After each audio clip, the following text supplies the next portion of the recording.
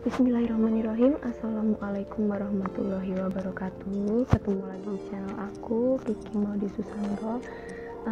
Kali ini aku mau ngajakin teman-teman buat belajar materi pertemuan kuliahku yang kedua di mata kuliah Interaksi Manusia dan Komputer. Di pertemuan kedua kali ini kita ada bahasan tentang faktor manusia. Kalau di pertemuan satu kemarin kita bahas tentang teori-teori yang ada di interaksi manusia dan komputer, kali ini kita bahas tentang faktor manusianya. Nah, langsung saja.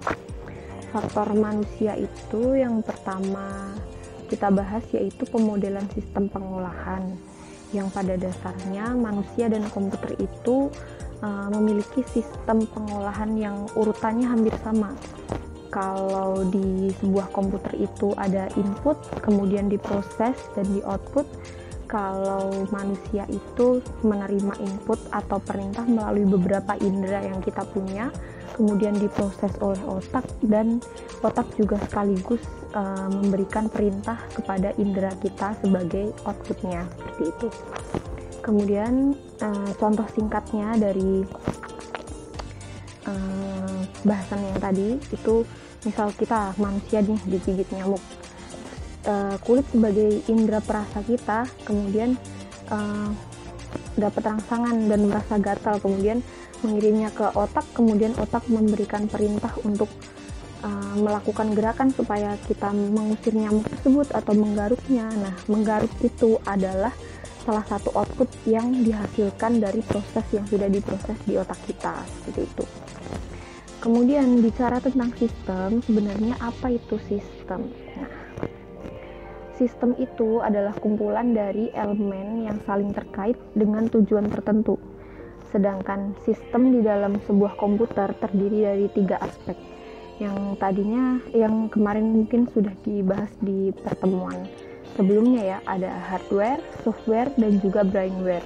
Hardware yaitu perangkat keras, aspek perangkat keras, kemudian software aspek perangkat lunak, dan brainware itu adalah aspek dari manusianya. Sama aja ya, intinya itu kalau misal ada hardware dari komputer secanggih apapun, semahal apapun, kalau nggak ada software itu nggak akan bisa dijalankan. Sedangkan kalau ada software, ada hardware tapi nggak ada manusia yang menjalankannya, itu juga akan jadi seonggok sama, jadi nggak ada fungsinya. Lanjut, kita bahas kaitannya dengan faktor manusia. Di dalam merancang sebuah interface itu terbagi menjadi beberapa macam ya, diantaranya ada faktor penglihatan, ada faktor pendengaran, ada faktor sentuhan, ada pemodelan sistem pengolahan, dan yang terakhir ada pengendalian motorik. Kalau faktor penglihatan ya tentunya bergantung dengan seperti banyaknya cahaya, kontras, kemudian luminas, objek, dan juga medan penglihatan. Terus juga ada ketajaman penglihatan, sudut ketajaman penglihatan, kemudian juga ada warna, itu yang mempengaruhi sebuah penglihatan. Kalau pendengaran gampang ya, sentuhan juga yang kita bisa rasakan dari indera perasa kita yaitu kulit. Kemudian ada pemodelan sistem dan tadi pengendalian motorik. Kemudian di sini juga dijelaskan apa itu luminas. Kalau buat teman-teman yang belum pernah dengar, luminas itu banyaknya cahaya yang dipantulkan oleh permukaan objek, seperti itu. Jadi kalau kulitnya glowing gitu, luminas. Oke ya, kita lanjut. Kemudian faktor manusia ini juga menjabarkan mengenai aspek ergonomik, yaitu faktor kenyamanan kerja yang mempunyai pengaruh nyata dalam hal peningkatan maupun penurunan efisiensi dan efektivitas kerja. Jadi sesuatu yang mempengaruhi kinerja kita, seperti itu ya. Beberapa aspek itu juga ada yang berhubungan dengan ergonomik, itu dibagi menjadi beberapa ya, ada pengukuran dan antropometrik, yaitu sebuah bidang ilmu yang berhubungan dengan pengukuran tubuh manusia misalnya tinggi badan atau jangkauan tangan seperti itu.